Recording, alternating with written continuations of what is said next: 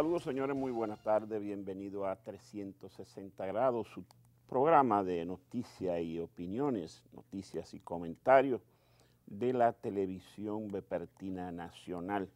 Qué bueno compartir la jornada de este viernes 8 de agosto, año 2014.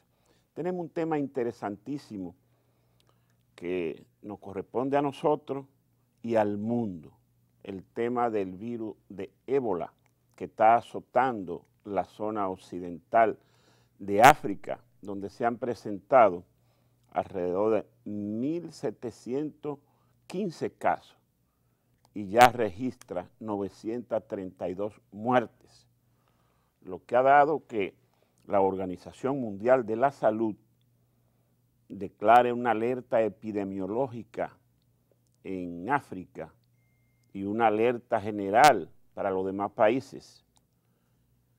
España ya ha recogido uno de sus técnicos que estaba en África y fue contaminado y lo tiene aislado en un hospital. Estados Unidos tiene 2, o sea que el ébola, que desde hace 40 años solo se registra en África, ya tiene 2 cabezas de playa, uno en Europa y otro aquí en Estados Unidos. Los gobiernos todos han dado voz de alerta para reforzar la vigilancia en la frontera, los puertos y aeropuertos. Expertos mundiales se han reunido para analizar si el ébola es una emergencia mundial, si se puede controlar. Lo cierto es que Estados Unidos ya ha anunciado que está creando preventivamente estaciones de cuarentena por si acaso. Igualmente han hecho otros países. El alerta parece que se corresponde con la gravedad del virus de ébola, que es letal.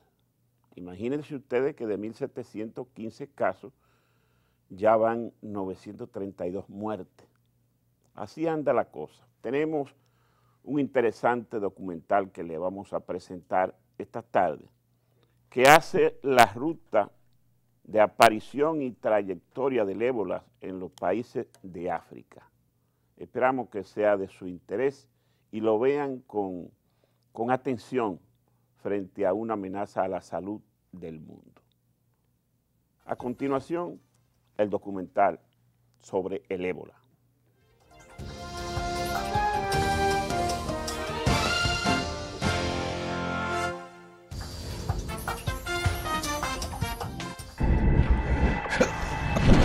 Ébola, Marburg.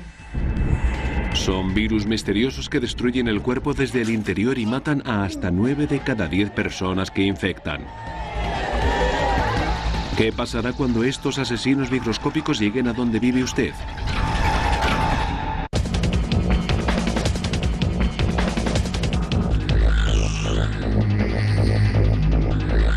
Asesinos microscópicos, el ébola.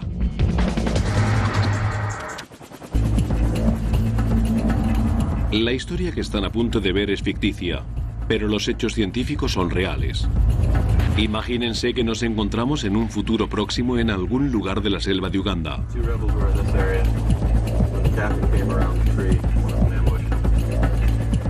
El gobierno de Estados Unidos ha enviado aquí a un médico para resolver un misterioso crimen relacionado con la medicina.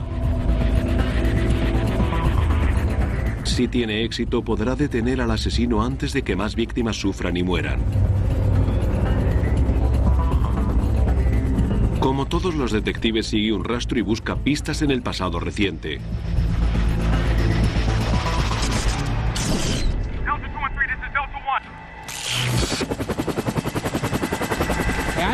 Tengo derecho a saber lo que está pasando. ¿Estoy infectado?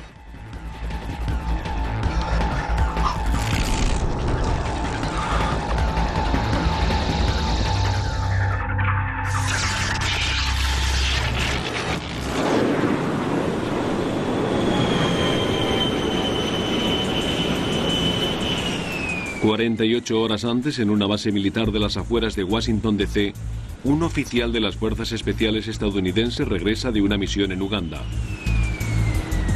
Viaja ligero de equipaje, solo lleva su mochila y sus armas. Tiene una presencia intimidante. Pero lo que más asusta de él se encuentra debajo de su piel.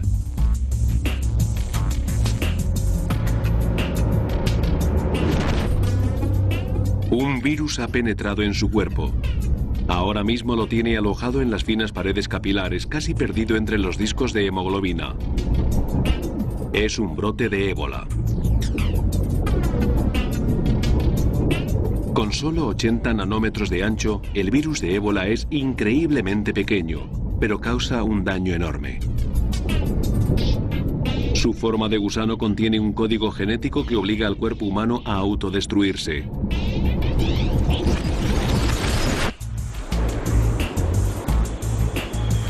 Tras meses de luchar en la jungla y un largo vuelo de vuelta a casa, el soldado cree que sus tribulaciones han tocado fin.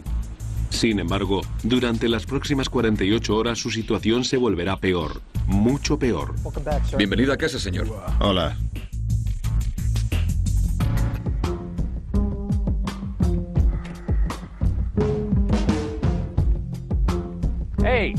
Hola. ¿Qué tal, soldado? ¿Cuándo has vuelto? Hoy mismo. ¿Qué te ha pasado en la mano? Deberías ver al otro tío. ¿Tomamos un par de cervezas luego? Buena idea. Muy bien. El agotado soldado achaca su cansancio al desfase horario y el largo vuelo de vuelta a Estados Unidos. Pero se encuentra en la primera fase de un desmoronamiento biológico.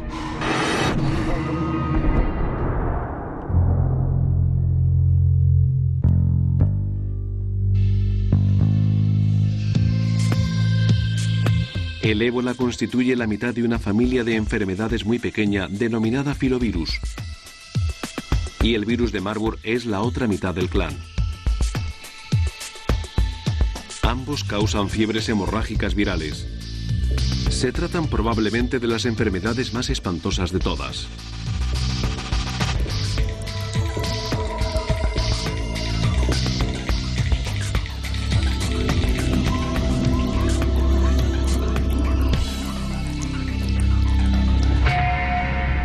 El ébola y el Marburg te destrozan desde dentro y reducen tu cuerpo a un saco de sangre y tejidos gelatinosos.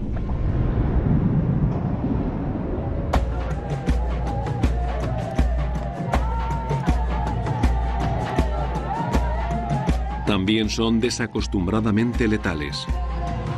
Plagas como la peste y la fiebre amarilla se cobran las vidas de aproximadamente el 20% de las personas a las que infectan.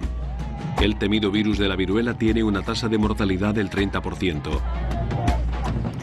Los filovirus matan a entre el 50 y el 90% de los afectados.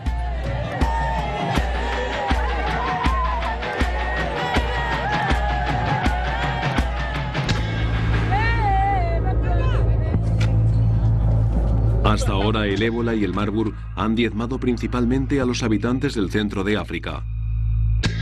Parece que ambos virus se encuentran al acecho en algún lugar de la selva y que las incursiones en los bosques de lluvia les han sacado de su escondite. Los científicos sospechan que los filovirus surgieron hace miles de años. El virólogo Peter Jarlin lleva más de una década estudiando el ébola y el Marburg.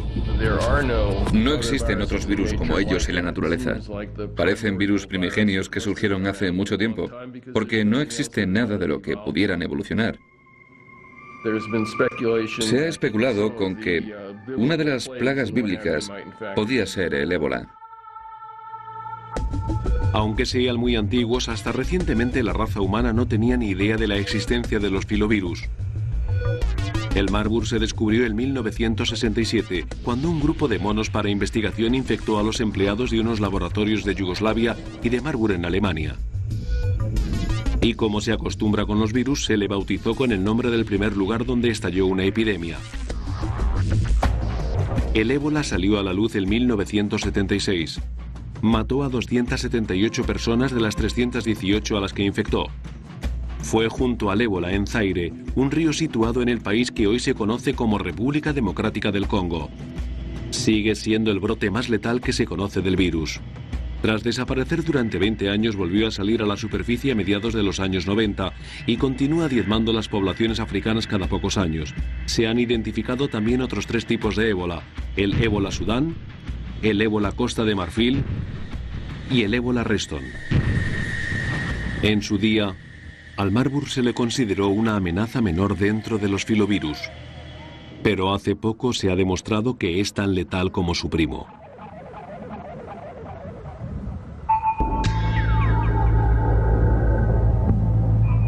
A principios del siglo XXI, un brote de Marburg entre mineros del Congo mató a 128 de los 154 hombres jóvenes infectados.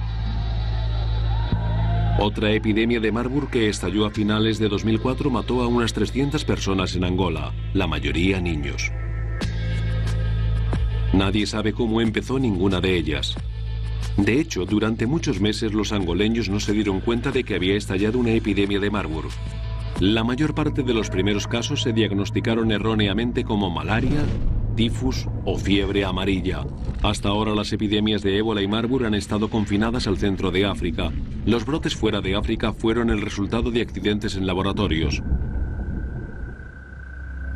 No obstante, tarde o temprano, alguien llevará el virus a una ciudad y desde allí al resto del mundo.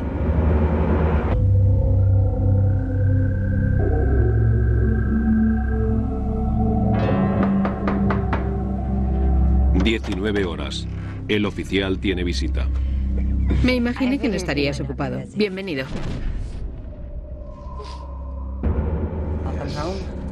Bienvenido, sí.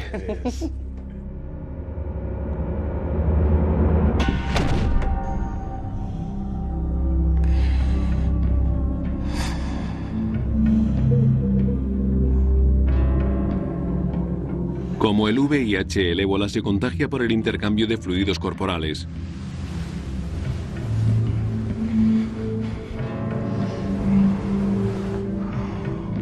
Incluso un estornudo puede resultar fatal para quien le alcancen unas pocas gotas de mucosa. Así que el contacto íntimo con una víctima del ébola sobrepasa de lejos las barreras del sexo seguro. Mientras el soldado duerme, el virus se atrinchera por todo su cuerpo. El periodo de incubación de una semana del ébola Zaire ha terminado.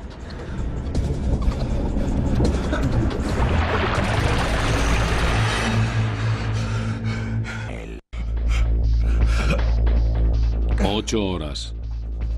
El soldado lleva de vuelta en Estados Unidos menos de un día. El virus de ébola que se ha traído de África se multiplica a un ritmo estremecedor.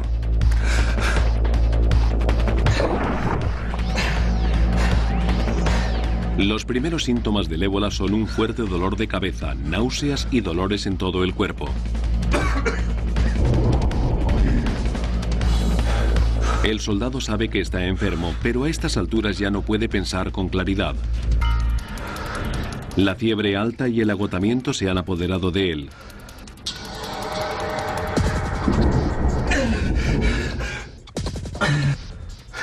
Puede que crea que tiene malaria o tifus, o la peor resaca de su vida. Su sangre no se coagula adecuadamente. Sangra por la nariz, la boca y los ojos. Al final acabará sangrando por todos los orificios de su cuerpo.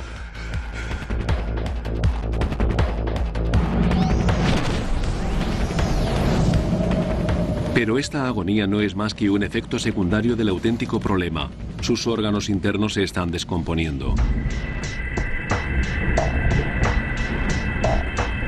Dentro de su hígado se han abierto pequeñas fisuras. Los finos capilares que llevan la sangre por el cuerpo se están rompiendo. Y cuando se rasgan las paredes capilares, la sangre se sale. Es lo que está ocurriendo por todo su hígado. Y la hemorragia pronto se extenderá a todo su cuerpo.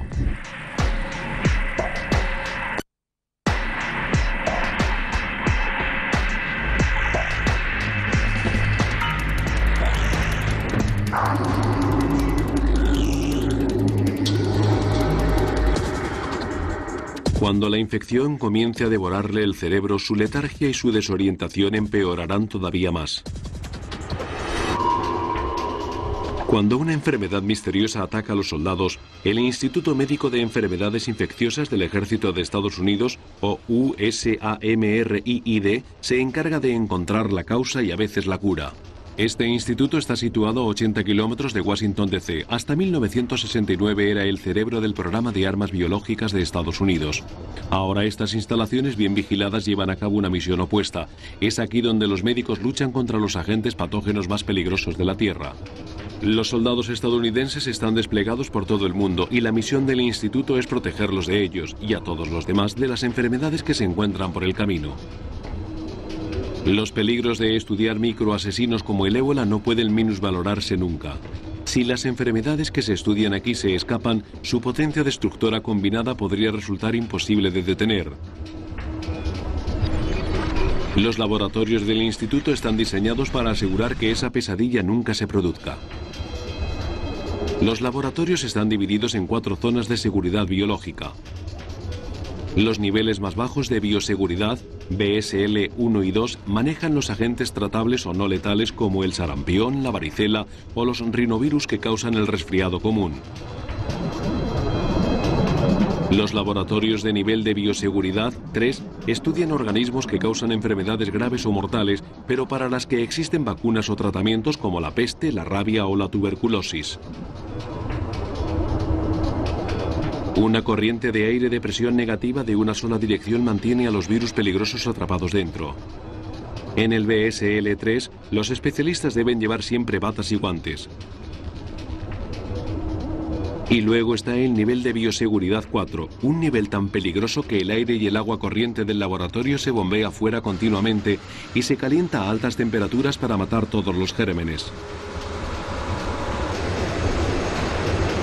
El BSL-4 maneja los virus más dañinos, los especímenes vivos de agentes patógenos como la viruela, el anthrax y el ébola. Son enfermedades mortales altamente infecciosas para las que no existe tratamiento ni cura. Los científicos lo bastante valientes como para trabajar aquí reciben docenas de inoculaciones y meses de entrenamiento antes de permitírseles franquear estas puertas cerradas a presión. Trabajan enfundados en monos espaciales con suministro de aire independiente. Trabajar en este laboratorio exige unos nervios de acero. Un error con un cuchillo o una aguja podría suponer la exposición al contagio y a una muerte agónica.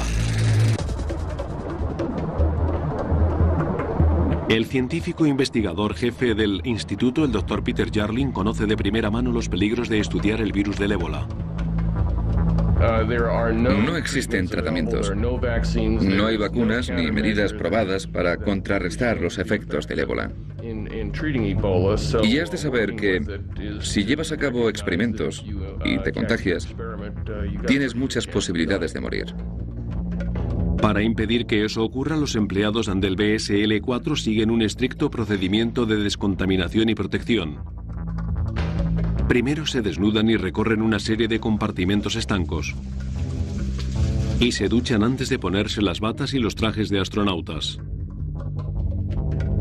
Al entrar llevan unas botas moradas que se destruyen a la salida. Los trajes espaciales a presión están hechos de un grueso plástico de polietileno. Una vez que el técnico se ha puesto el traje, se le bombea mediante un tubo aire purificado en su interior para que pueda respirar. Si el científico se desconecta, tiene un máximo de 4 minutos para volverse a conectar al tubo. Si sobrepasa este intervalo, puede elegir entre asfixiarse o bajarse la cremallera del traje y respirar lo que quiera que flote en el aire. A continuación viene otra ducha, esta vez con amoníaco caliente.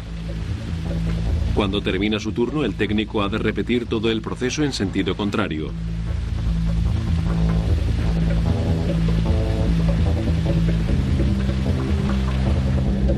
Peter Jarling ha pasado la mayor parte de su carrera trabajando en el nivel 4. Trabajar metido en un traje de astronauta es una forma muy dura de ganarse la vida. Lo más incómodo es la continua corriente de aire, que resulta muy ruidosa. Dificulta la comunicación e imposibilita el hablar por teléfono. Además, es un aire muy seco que tiende a deshidratarte. Pero no puedes beber muchos líquidos por motivos obvios. Hay que estar siempre atento a los tubos de respiración de tus compañeros para no enredarte con ellos o con el material del laboratorio. Resulta muy incómodo y bastante agotador. La investigación médica implica trabajar con agujas y cuchillos que ya son peligrosos de por sí, pero mucho más en un laboratorio plagado de microasesinos de nivel 4. Desde que se abrió el Instituto Médico en 1969, nadie ha muerto por exposición a un agente infeccioso. Pero se ha producido una veintena de exposiciones accidentales a enfermedades letales, incluido el ébola. Un accidente en el nivel 4 supone una estancia a largo plazo en el Trullo, una celda aislada del mundo exterior.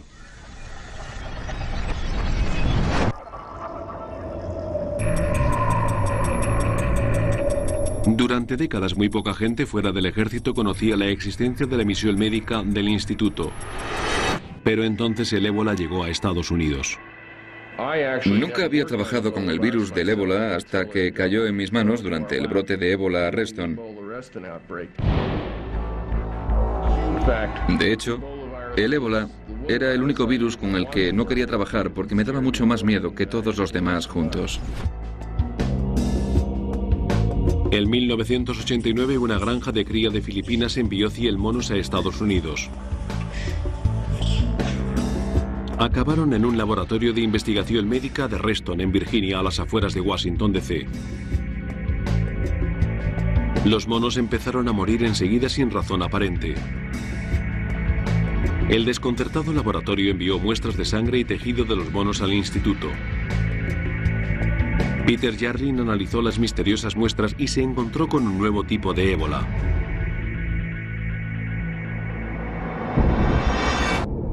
Jarlin enseñó su descubrimiento a C.J. Peters, que entonces era el jefe de análisis de enfermedades del instituto. Peters se vio sobrecogido por una sensación que él denomina factor duende. Fue cosa de duendes que Peter Jarlin me enseñara una micrografía por electrones con un nuevo tipo de ébola que acababan de sacarle a un mono a menos de 50 kilómetros de aquí, en Reston, en Virginia. He de admitir que me erizó el vello de la nuca, porque no me gustó nada imaginármelo tan cerca de casa. Un agente patógeno de nivel 4 acechaba a las afueras de la capital de Estados Unidos. Era un virus similar a uno de los virus más letales que se conocían. Y estaba propagándose entre los monos y matándolos. ¿Sería seguro para los humanos?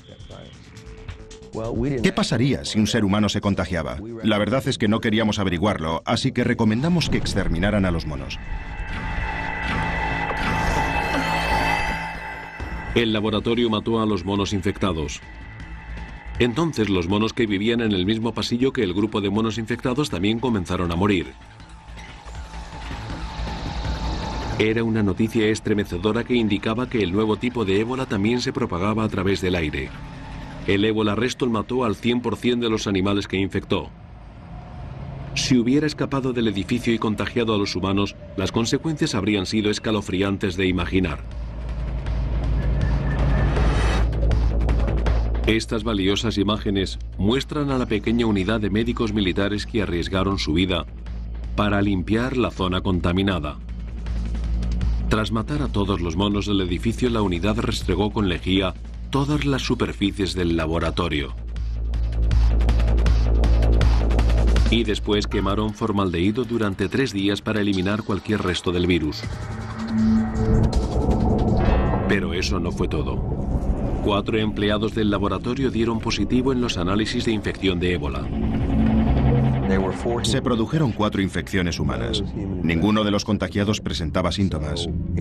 En los minutos vertiginosos que sucedieron al hallazgo, descubrimos que este tipo de virus era mucho menos patógeno para los humanos que las variedades clásicas. El primer estallido de ébola Reston pudo ser contenido, pero el propio virus continúa suelto. En 1992 el ébola Reston atacó unas instalaciones de investigación en Italia. Y en 1996 el virus mató a más monos de laboratorio en Texas. Se demostró que ambos brotes se habían originado en Filipinas. ¿Cómo infectó una enfermedad que vive en el centro de África a los monos del sudeste asiático? Los investigadores nunca lo averiguaron. Los proveedores y transportistas del tráfico de monos se mostraron reacios a compartir información. Pero en un desesperado intento para impedir la propagación mortal del ébola, todos los monos de la granja de cría de Filipinas fueron exterminados. Hubo que matar a todos los monos, incluso a las crías. Matamos a los bebés, fue una locura.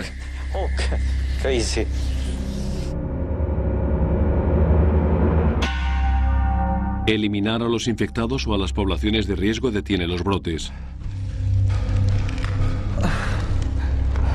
¿Pero qué ocurre cuando la enfermedad afecta a los humanos?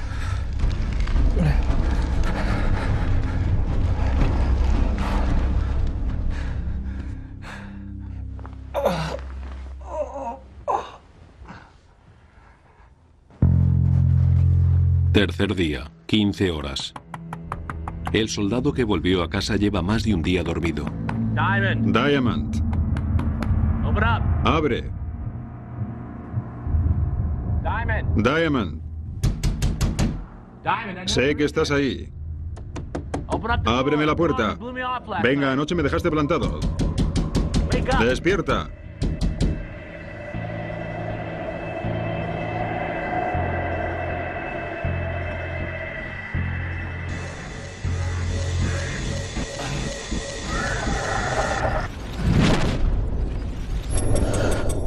Diamond, mírame.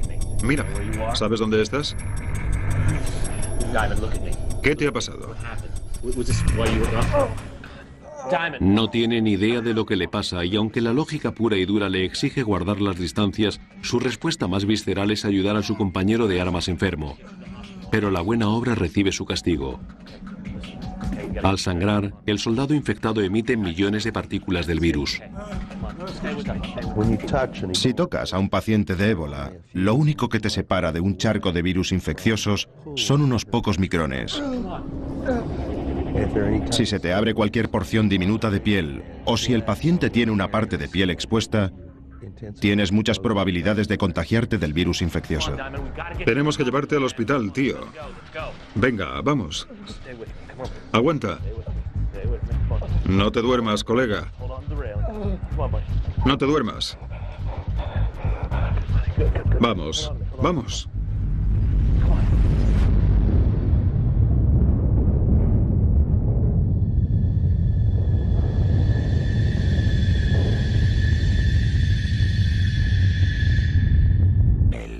Yeah, 15 horas. El tiempo se ha acabado. Enfermera, necesito una enfermera. ¿Puede registrarse, por favor?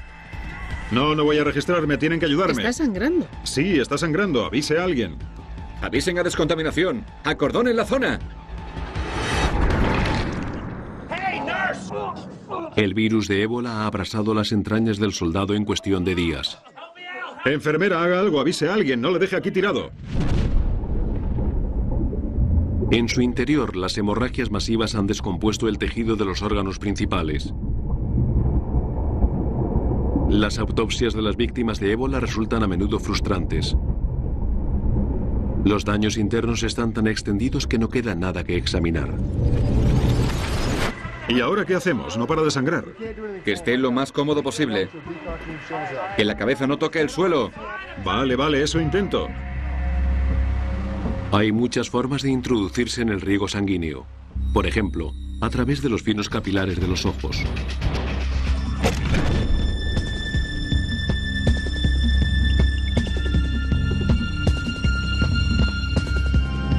Una vez que el virus en forma de gusano del ébola se introduce en un nuevo anfitrión, no hay modo de detenerlo. La infección y la muerte son rápidas y probables.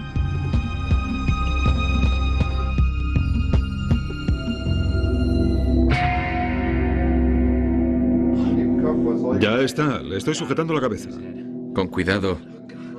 Sí, ya está. 1 mililitro de sangre humana infectada puede contener entre 10.000 y 1 millón de partículas de virus de ébola.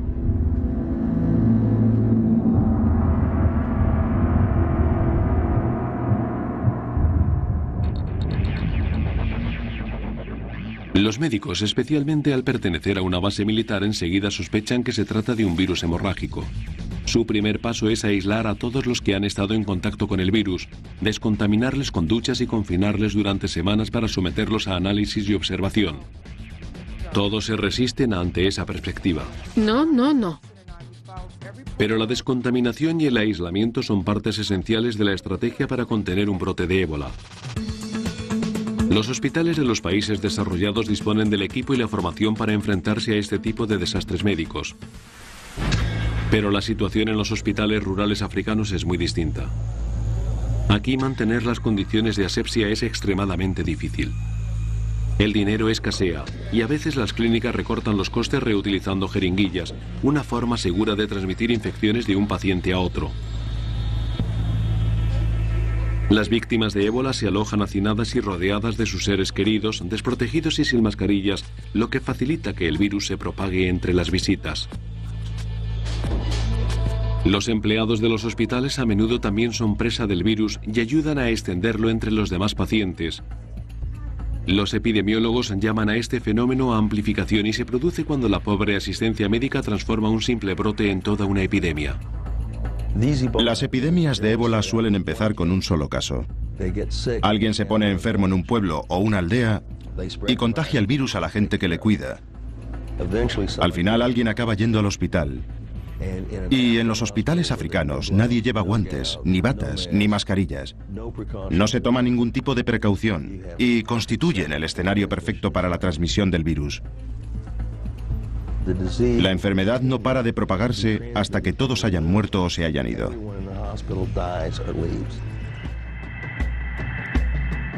Por lo tanto, no resulta sorprendente que los empleados sanitarios sean a menudo los primeros afectados durante una epidemia. Y los aldeanos observan que mucha de la gente que acude a un hospital no regresa viva. Algunos creen que los hospitales propagan deliberadamente los virus de ébola y Marburg para ganar más dinero. Y los factores culturales tampoco ayudan. En África Central, el atuendo blanco que llevan los médicos se considera una señal de brujería. El temor ha llevado a mucha gente a esconder a sus enfermos y moribundos de los equipos sanitarios. Los problemas no terminan cuando las víctimas mueren. El virus puede sobrevivir durante semanas en un cuerpo muerto y los cadáveres están llenos de ébola. Las ceremonias rituales que se llevan a cabo con los muertos son un foco de infección. El ébola es una enfermedad cruel que puede atacar en cualquier momento y en cualquier parte. Pero las condiciones de las regiones empobrecidas la empeoran todavía más. El virus está tratando de adaptarse a los humanos y creo que es muy peligroso dejar que estallen esas epidemias en África tan a menudo, donde no existen recursos para combatirlas y existen tensiones sociales que impiden la intervención exterior. Si los médicos se dan cuenta de a qué se enfrentan, actuarán de inmediato para contener el brote. ¿Qué me pasa? ¿Estoy infectado o no? Sé que estáis allí fuera. Si nuestro caso ficticio fuera verdad, el soldado expuesto al ébola acabaría encerrado en una celda de nivel 4 como esta. Se le mantendría allí aislado bajo observación constante hasta que se recuperase o falleciese.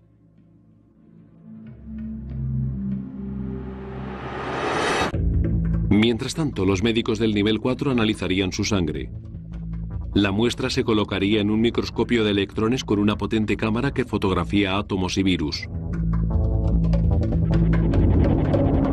Y esto es lo que encontrarían, una partícula de ébola Zaire.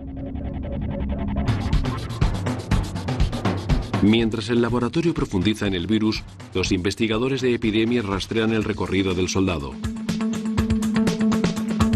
Como la policía científica, buscan pistas para resolver un misterioso crimen biológico. ¿Dónde se contagió la enfermedad? ¿Fue un contagio accidental o deliberado? Es decir, ¿fue el soldado víctima de un arma biológica? ¿O se vio expuesto al ébola de forma natural? ¿Cuánto tiempo lleva enfermo? ¿Ha contagiado el virus a más gente? Con el ébola, cada segundo cuenta. La fuente de la infección ha de encontrarse y destruirse enseguida. Pero es más fácil decirlo que hacerlo. Cuando más se tarde en averiguar el origen del brote, mayor será la probabilidad de que se convierta en una epidemia masiva. Afortunadamente, los movimientos del soldado se han restringido a una base militar. En un ambiente tan estrechamente controlado es relativamente fácil clausurar y descontaminar una zona entera. Y mientras tanto hay que localizar y poner en observación a todos los que han mantenido contacto con el soldado hasta que den negativo en los análisis del virus. ¿Sobrevive alguien? ¿Alguna vez sobrevive alguien? La novia del soldado no tiene muchas posibilidades. El virus del ébola se le ha enraizado en el hígado. A pesar de las décadas de investigación, hay muchas cosas del ébola que continúan siendo un misterio. Se cree que la enfermedad sabotea las defensas del organismo y mata a los glóbulos blancos que luchan contra las infecciones. El virus escapa a los ataques del sistema inmunológico porque se esconde dentro de los cuerpos de los macrófagos, los policías que patrullan el sistema inmunológico. Los macrófagos limpian el organismo de infecciones bacteriológicas, pero pueden ser vulnerables a los virus. Los macrófagos no mueren en silencio. Envían un mensaje de alerta roja y expulsan a discreción un producto químico, la citoquina, mientras recorren el sistema sanguíneo. A niveles normales, la explosión de citoquina avisa al resto del sistema inmunológico para que se una a la defensa. Pero cuando ataca el ébola se produce un cortocircuito. Las emisiones de citoquina rasgan las paredes de las venas y la sangre se filtra en los tejidos que las rodean. Este ciclo se repite hasta que la víctima se desangra.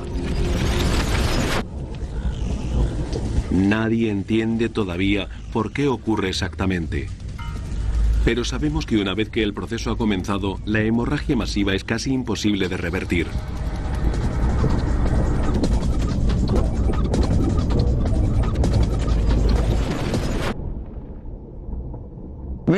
Se producen daños en todos los órganos. Es como morir a causa de 1000 cortes. Se te llena el interior del cuerpo de montones de lesiones diminutas.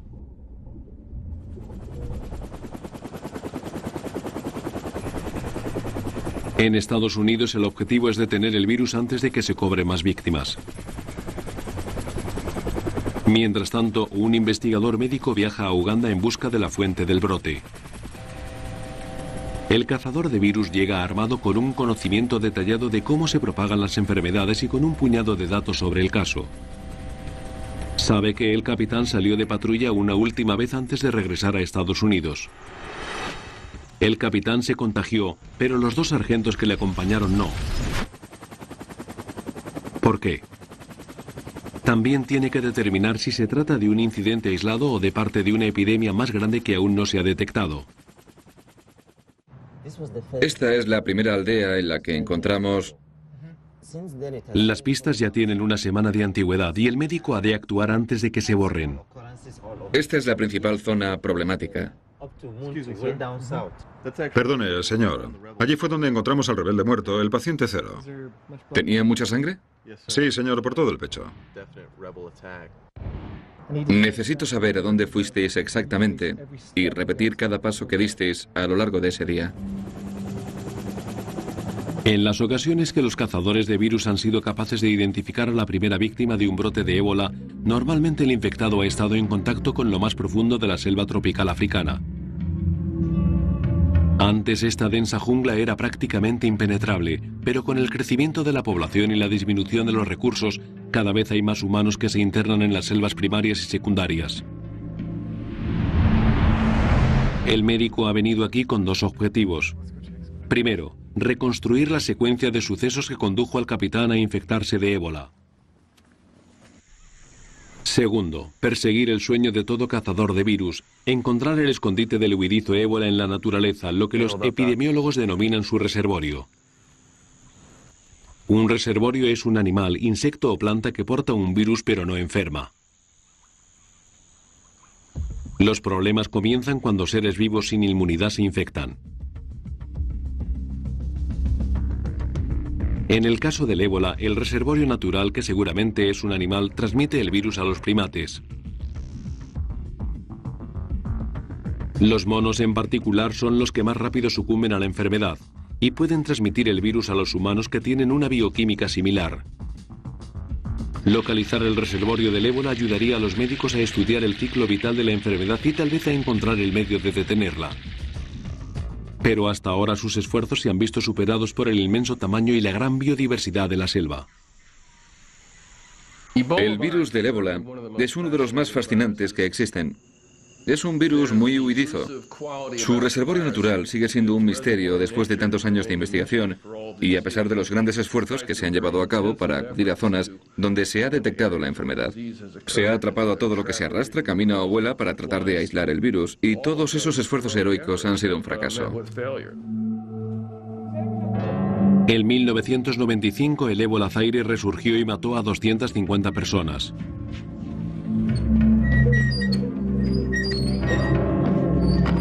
Como jefe de la Unidad de Patógenos Especiales del Centro de Control de Enfermedades, C.J. Peters llevó a cabo una intensa búsqueda del escondite del ébola. Fuimos capaces de rastrear lo que creíamos que era la infección original, el hombre que la había iniciado, el famoso paciente cero. Pensamos que si ya sabíamos quién era, sería todo más fácil, porque sabíamos a qué se dedicaba y solo tendríamos que estudiar su historial. Resulta que ese individuo vivía en un centro urbano, pero todos los días atravesaba en bicicleta una pradera hasta una zona de selva de crecimiento secundario. Y para complicarlo todo aún más, 2 veces a la semana se internaba en bici en lo más profundo de la selva primaria e incluso a veces pasaba allí la noche. Así que estaba expuesto día y noche a la selva primaria. Y en definitiva, teníamos que investigar por todas partes. Y en los trópicos es muy difícil investigarlo todo. Procesamos a todos los mamíferos que atrapamos y a unos 30.000 artrópodos que capturamos y no encontramos ni un solo rastro del ébola. El reservorio sigue siendo un misterio.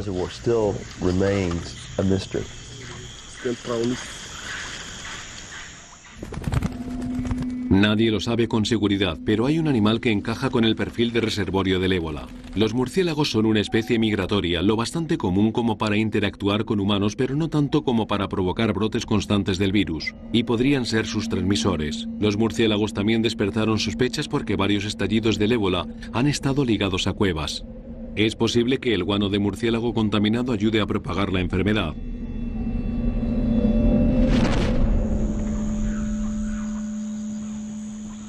Como todos los detectives, los cazadores de virus siguen pistas y resuelven rompecabezas. Este investigador sabe que el soldado infectado nunca se acercó a una cueva, pero llegó a casa con un corte en la mano. ¿Cómo se lo hizo? Aquí fue donde acamparon los rebeldes y donde el capitán se cortó.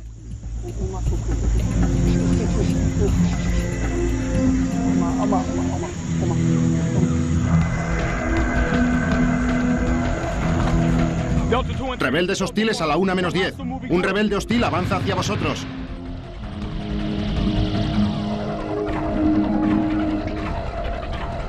Una pequeña herida. Una simple nimiedad para un veterano de guerra. Pero se trata de un corte lo bastante grande como para que una partícula de sangre se le cuele en el sistema circulatorio. Ahora el cazador de virus tiene que descubrir cómo y por qué pasó y si alguien más resultó expuesto.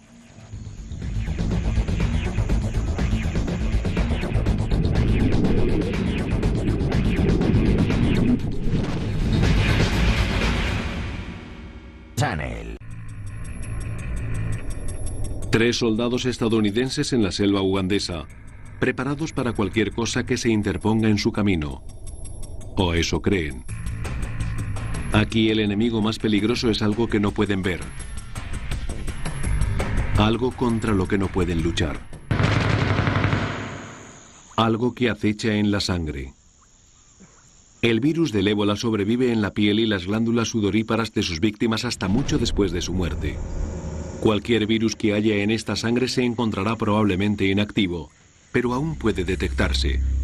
El médico sospecha que así fue como se infectó el soldado.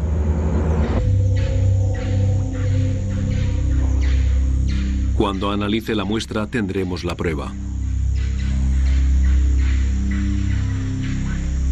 El soldado contrajo el ébola a través del contacto de una herida abierta con la sangre de un cadáver infectado. Mala idea. Eso significa que el virus ébola zaire anda suelto y muchas defunciones locales diagnosticadas erróneamente como tifus o malaria pueden ser en realidad los primeros casos de una epidemia de ébola. Los aldeanos no entienden lo que pasa, se creen que es la malaria y eso ayuda a propagar la enfermedad. La primera preocupación es controlar el brote, pero a menudo no puede hacerse porque se sabe muy poco de muchos de esos virus. Hay que averiguar más sobre ellos para potenciar nuestra capacidad de control de la enfermedad e impedir que vuelva a producirse en el futuro.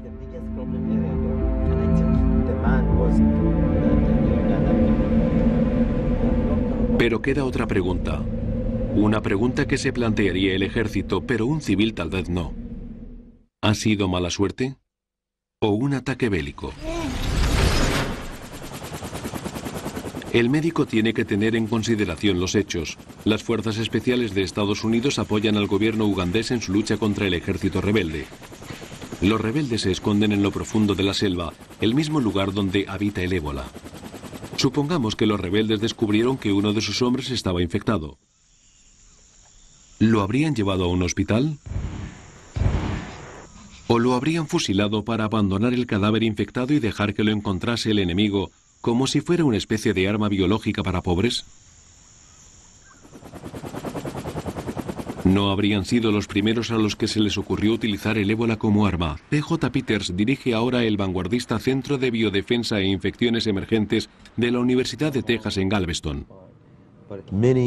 Muchos de los agentes bioterroristas son en el fondo infecciones emergentes que constituyen graves problemas naturales. Los virus no se fabrican, se obtienen de algún sitio.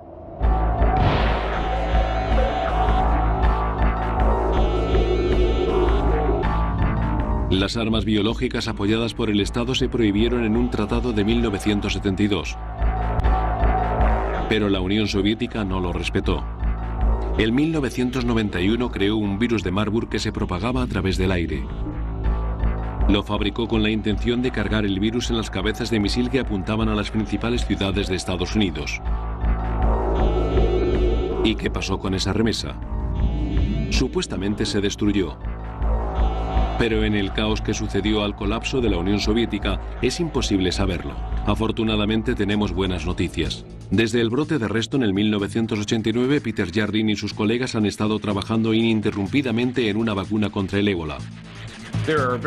Hay varias estrategias para producir vacunas víricas. La más sencilla es cultivar el virus en grandes cantidades, inactivarlo de alguna forma y emplear ese virus inactivo como vacuna. Intentamos ese enfoque con el virus del ébola y aunque protegía a los pequeños roedores, ratones y conejillos de indias, fracasó cuando lo probamos con monos. Diría que nos enfrentamos a demasiados callejones sin salida. Hemos empleado una decena de estrategias distintas que deberían haber funcionado y no lo han hecho. Pero tras años de fracasos, los investigadores han creado una vacuna que inmuniza a los monos y puede proteger a los humanos. La vacuna inocula el ébola inactivo en el virus que causa el resfriado común. La ciencia es muy compleja, pero esta técnica podría allanar el camino a las vacunas para otros patógenos aparentemente incontenibles como el VIH. Si todo sale bien, puede que al final los soldados y los ciudadanos dispongan de algún tipo de protección contra el ébola. Pero hasta entonces... Necesito que alguien me ayude.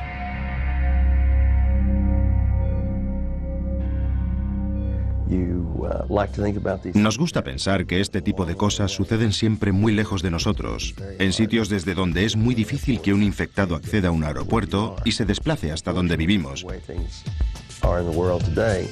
Por desgracia, tal y como es el mundo hoy en día, esos lugares que parecen tan lejanos están en realidad mucho más cerca de lo que la gente se cree.